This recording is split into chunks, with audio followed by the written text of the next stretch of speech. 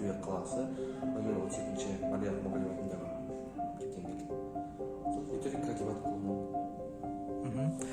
Дебат клубтарыңыздың құрылғанда қанша жыл болды? 2020 жылы.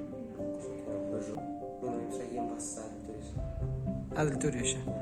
Қарсыластарыңыз туралы информация бар ма? Ойын қалай болады деп ойлайсыздар? Жоғары деңгейде өтеміз. Бұл мен оқушылардың көбіне онлайн ойындар ойнады. Бірінші оффлайн түрінде спортты. Бірақ бұлар жаңағы школа алаңы, аймақтық турнир, жаңағы Павлодарда республикалық турнир барлығы бірінші орынға келді. Енді Таразға келдік. Таразға бұрын соңды келіп едіңіздер? Осыған дейін екі рет болған Таразда.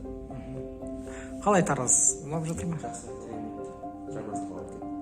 Халықаралық Тараз инновациялық институты қалай қарсы алды сіздерді? Тамаша керемет. Әзірге ешқандай бір сын жоқ. Жақсы, рахмет жігіттер.